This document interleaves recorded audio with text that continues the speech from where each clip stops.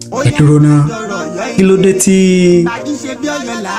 àwọn kan nílẹ̀ Yorùbá tí wọ́n fi ń wá tí wọ́n fi ń pè pé kí wọ́n fi ọwọ́ òfin kí wọ́n fi mú ọba tuntun Aláàfin tuntun kí ló dé kí ló ṣẹlẹ̀ kí ni wọ́n fẹ́ kí ni wọ́n wá kí ni èròǹgbà wọn màá ṣàlàyé fún yín lórí ìkànnì yìí tí ẹ sì gbọ́. Bákan náà lórí kónílé-ó-gbélé èyí tí wọ́n kéde nílùú Ọ̀yọ́ látàrí bí ètò tí wọ́n máa ń pè ní orò ìpẹ̀bí bó ti ṣe bẹ̀rẹ̀ fún kábíyèsí Aláàfin tuntun tó fẹ́ gorí àpèrè nílùú Ọ̀yọ́. Kí ni tuntun tó súyọ? Kí lọ̀rọ̀ tó jáde láti ààfin Aláàfin fúnlùú Ọ̀yọ́ lórí ìkéde kónílé-ó-gbélé yẹn? Bẹ́ẹ̀ ti mọ̀ wípé ohun táwa bá rí táwa bá gbọ́ tó fìdí múlẹ̀ tá a rí ẹ̀rí fún òun náà la máa mú wá fún yín lórí ìkànnì yìí. Ìyẹn ní abala ti bẹ̀rẹ̀ màá mú wá fún yín màá sì ṣe àtúpalẹ̀ ọ̀rọ̀ lórí rẹ̀. Ṣùgbọ́n kí n tó wọnú ètò lọ ẹ jẹ́ kí n dókè lọ́hùn-ún ká wò ó ká gbọ́n tí wọ́n ní fún wa tá a bá wá padà dé ká wá tú pẹ̀rẹ̀pẹ̀rẹ̀ ọ̀rọ̀. Kò lágbára o ẹ má ti lọ wọn padà bọ̀. Otasansan Media àtúntìdé o níbikíbi nígbàkúgbà iṣẹ́ wa o ó kárí ayé. Otasansan Media iléeṣẹ́ tí Èdùmàrè gbé kalẹ̀ fún gbogbo ẹni ó fẹ́ ṣe ayẹyẹ bíi wedding, birthday, funeral, coronation, anniversary, concert, product launch àti bẹ́ẹ̀ bẹ́ẹ̀ lọ. Àwọn irinṣẹ́ wa kọjá bẹ́ẹ̀. Professional camera wa mú sánsán. Lightning wa mọ́lẹ̀ kedere. Sound wa já tòròtò. Drone camera wa wúni lórí. Editing wa ò lẹ́gbẹ́. Finishing wa kọjá bẹ́ẹ̀. Bẹ́ẹ̀ làwọn òṣìṣẹ́ wa kọ́ṣẹ́mọṣẹ́ pẹ̀lú ìrírí bá a ṣe gbé kámẹ́rà ya áńgù lóríṣiríṣi. Kódà bẹ́ẹ̀ fẹ́ ṣe documentary ẹ pè wá kábàáyé gbé kalẹ̀ lára ọ̀tọ̀. Pẹ̀lú owó tí ò gún pa. Àtúnbáni ṣe MC lóde ayẹyẹ gbogbo. Ẹ pè wá sójú òpó 07063291779. Otasansan Media níbikíbi. Ẹ káàbọ̀ padà a kí gbogbo ẹ̀yin olùfẹ́ wa tẹ́ ń wò wá tẹ̀lé ń gbọ́ wá káàkiri àgbáláyé lórí ìkànnì wa ìkànnì yín Otasansan TV. Ojú tẹ́ fi ń wò wá kò ní fọ́ etí tẹ́ fi ń gbọ́ wá kò ní di láṣẹ Èdùmàrè. Ìbànújẹ́ ó kéré ni ó tóbi ni kò ní jẹ́ pín wa láṣẹ Èdùmàrè. Gẹ́gẹ́ bí mo ṣe pàjùbà rẹ̀ níbẹ̀rẹ̀ ètò mo sọ fún yín wípé àwọn mùsùlùmí kan tí wọ́n jẹ́ ọmọ Yorùbá wọ́n ń pè fún mímú tàbí ká sọ pé gbígbé pé kí wọ́n fi ọwọ́ òfin kí wọ́n fi gbé kábíyèsí Aláàfin tuntun ọba Abímbọ́lá Akeem Ọ̀wádé. Kí ló dé? Kí ni wọ́n rí? Kí ni wọ́n rò? Kí làwíjàre wọn tí wọ́n fi ń sọ yìí pé ó yẹ kí wọ́n fi ọwọ́ òfin iléeṣẹ́ ọlọ́pàá kí wọ́n lọ gbé Aláàfin tuntun? Gẹ́gẹ́ bí ìròyìn tó jáde àti àtẹ̀jáde tí wọ́n fi síta, àwọn ẹgbẹ́ tí wọ́n pera wọn ní Yorùbá Muslim for Freedom lẹ́yìn tí ìròyìn jáde wípé kò ní sí rírìn káàkiri fún àwọn èèyàn ní ìlú Ọ̀yọ́ láàrin àwọn àsìkò kan sí àwọn àsìkò kan látàrí bí orò ìpẹ̀bí bó ti ṣe ń lọ lọ́wọ́ fún kábíyèsí Aláàfin tuntun tó fẹ́ gorí àpèrè, láti jẹ́ pé kí àwọn orò ìpẹ̀bí tí wọ́n máa ṣe kó lè lọ bó ṣe yẹ kó lọ. Lẹ́yìn tí ìròyìn yẹn jáde ó ní àwọn ẹgbẹ́ tí wọ́n pera wọn ní YMF Yorùbá Muslim for Freedom tí wọ́n wá jáde tí wọ́n sọ wípé pẹ̀lú òfin tàbí àṣẹ tí Aláàfin tìlú Ọ̀yọ́ pa èyí tí wọ́n fi síta yìí o pé kò bófin mu, ó sì lòdì sófin torí pé ààrẹ orílẹ̀-èdè àti gómìnà ìpínlẹ̀ nìkan ni ó lẹ́tọ̀ọ́ láti kéde kónílé-ó-gbélé, wípé pẹ̀lú bí kábíyèsí Aláàfin tuntun yìí ó ṣe wá kéde kónílé-ó-gbélé nílùú Ọ̀yọ́ yìí pé ó yẹ kí ìjọba kí wọ́n fi ọwọ́ òfin mú Aláàfin tuntun yẹn.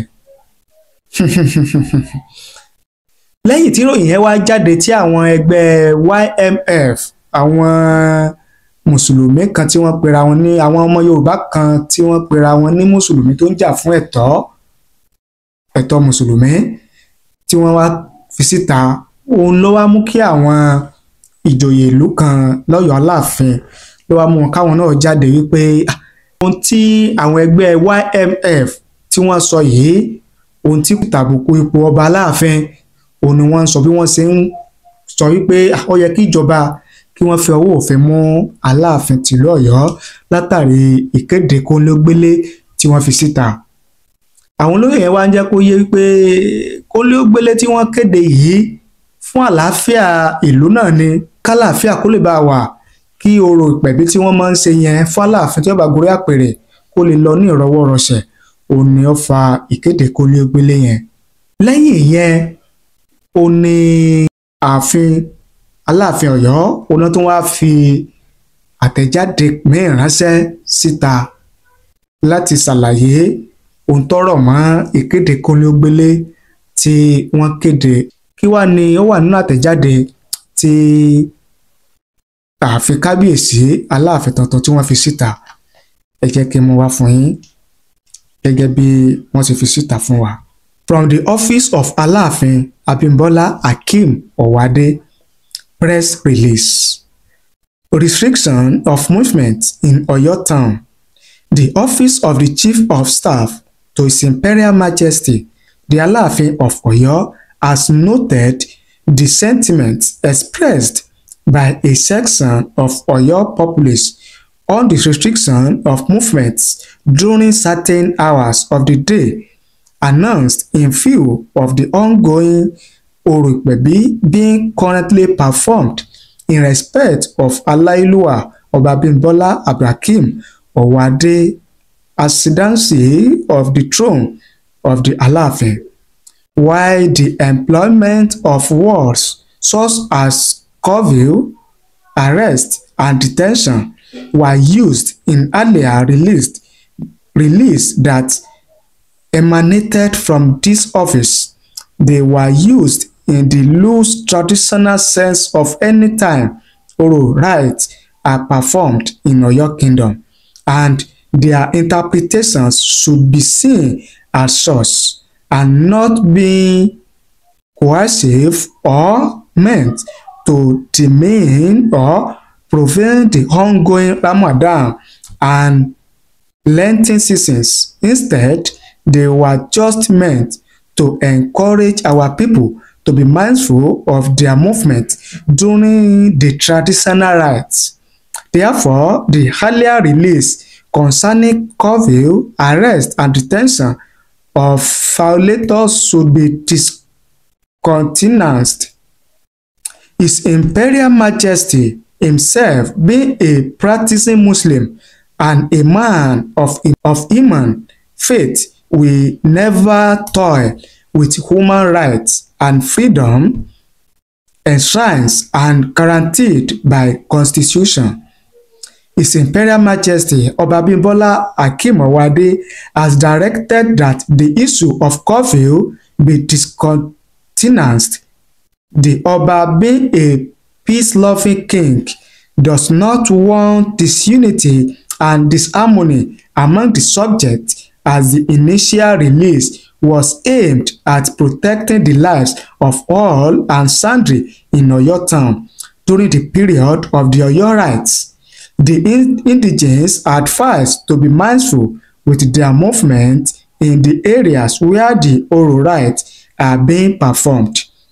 The indigenes are advised to be careful with their movement in the areas where the Oro rites are being performed, it is customary in Oyo to ask for the restriction of movement during the Oyo rites.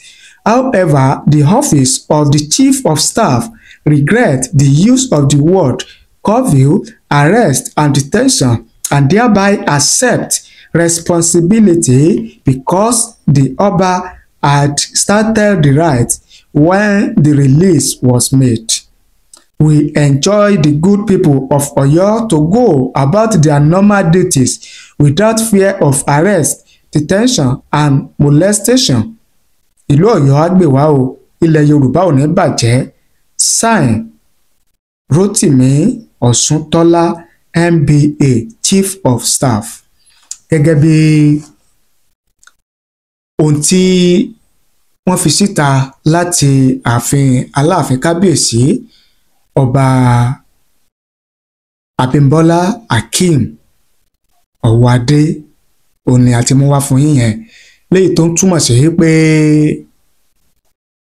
ìkéde tí wọ́n fi síta pé kónílé-ó-gbélé kò wà fún láti dẹ́rù ba ẹnikẹ́ni tàbí láti tẹ ẹ̀tọ́ ọmọnìyàn mọ́lẹ̀, ẹ̀tọ́ tí wọ́n ní láti rìn bó ṣe wù wọ́n, ṣùgbọ́n láti jẹ́ pé kí ètò orò ìpẹ̀bí tó ń lọ fún kábíyèsí tuntun kó lè lọ ní ìrọwọ́rọsẹ̀ kí ó sì lè lọ bó ṣe tó àti bó ṣe yẹ, òun ni àwọn fi ìkéde yẹn làwọn fi síta.